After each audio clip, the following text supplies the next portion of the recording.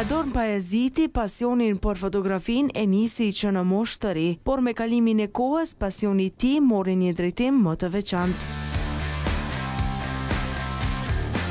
Dashuria për natyrën e çoi drejt fotografisë së botës së egër, ku sot përpiqet të kap momente të rralla që jo shumë kush ka mundësi t'i shoh nga afër.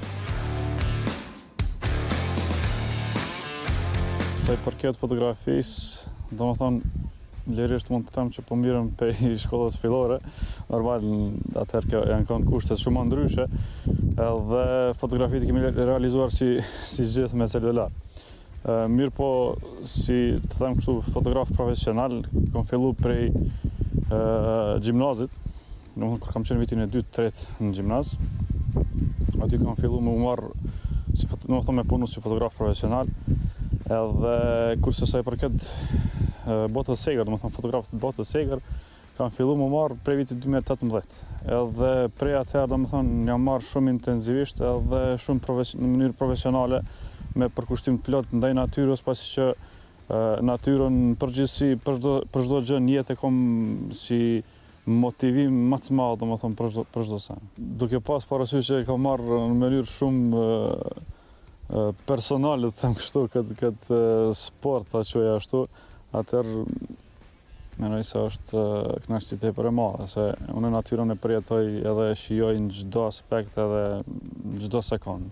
Domethënë, kjo mund të merret edhe rasti i fundit që kam pas me Shqiponjën, duke pas parasysh se për shembull Shqiponjën e kena prit gati 11 orë me ardhe me fotografue, tash 11 orë është pak një farë minutazh i madh.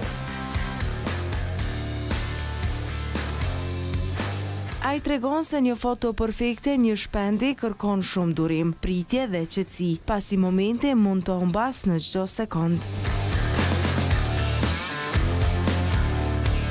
Për me zgjedh vendin, duhesh mas pari me caktu vetës një qëllim.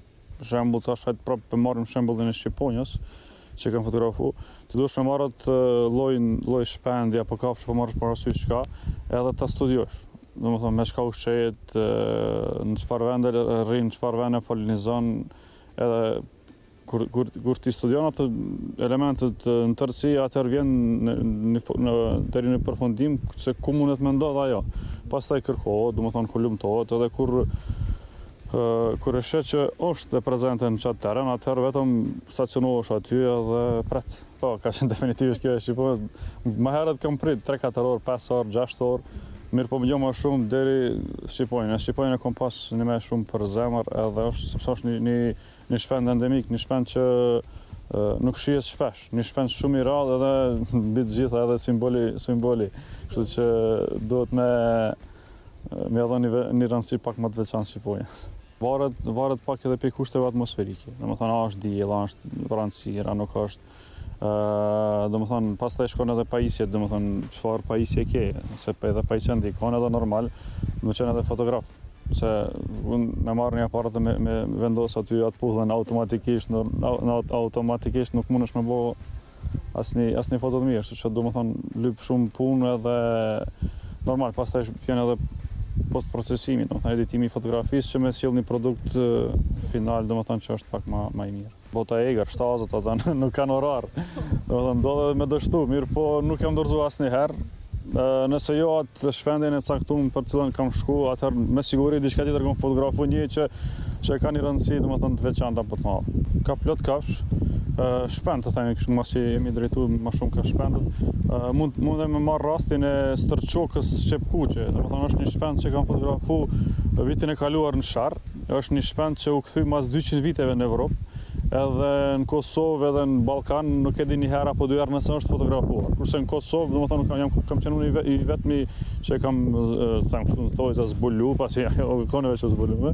Domethënë kam fotografuar dhe kam dokumentuar për publikun. Gjithashtu është edhe një shpend tjetër që mendoj se jam i vetmi në Ballkan që kam fotografuar, është Harabeli i Malit. Një jetë kam fotografuar në Sharr, edhe është një shpend që kur nuk kemi menduar që është në Kosovë. Dje e kom fotografu këtu një ros, që hala në Shqip nuk e di emrin, do të me këshur me lumëtu pak me ornitologët. Do më thonë që hala nuk ka qenë fotografuar apo dokumentuar në Kosovë. para një muaji njëjtë edhe këtu një rast tjetër kam fotografu. Domethënë ka shumë lloje që kur ti him pak më thellë këtij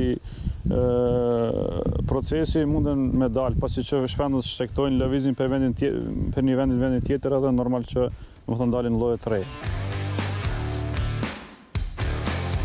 Gjatë rrëfimit të tij, Adoni tregon edhe momentet e rrezikshme që i ka përjetuar në kërkim të fotografisë perfekte. Është rrezik, domethënë nuk duhet ta largojmë prej opsionit se është një rrezik i madh, mirë po normal duhet gjithmonë me qenë vigjilant edhe i përgatitur për këto rreziqe. Kurse sa i përket rrezikut të terrenit kam pas shumë, domethënë kam rreziku tepër që sot kur ti mendoj, ndoshta edhe nuk i kisha bë prap. Sa në të njëjta mirë po kur e sheh një qëllim një cakt, them kështu, për një shpend që ose një kafshë që e ke vënë vetit qëllim me fotografu, atëherë në çat moment hupesh, domethënë nuk i mendon rreziqet derisa të mbrish qëllimin. Kur ta mbrin qëllimin tani, ku jam?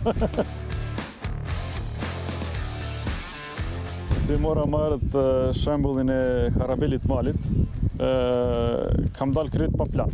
Vetëm kam pas me vete aparatin, kam qenë qytet të pi kafe, hajde po dal. Po dal thjesht sa për rekreacion. Edhe nga larg kam vrejt disa lëvizje jo të zakonshme, disa ngjyra jo të zakonshme, sepse une pe përvojës time zoq të pidalloj edhe nga lëvizja, edhe nga ngjyra, edhe nga cicërima, domethënë, a është diçka që kam fotografuar apo s'është. Edhe kur kam pa diçka jo të zakonshme, atëherë nuk kam këshyr as çka kam të veshne, as sa jam pi përgatitur, tani vetëm kam shku. E tash ka kanë më keq. Kom bri në maje të Shkombit. E tash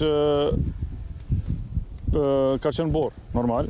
Këpucat qytetit, kur kam bri në altë, s'kam mujt me vazhdu as për para mo, as për mas. Se me shku për mas, ka qenë shumë të porë. Se me shku për para, u kam borë arshitshme që kam marrë me një pikë, më thënë blokad, më thënë kështu, as për para, as për mas.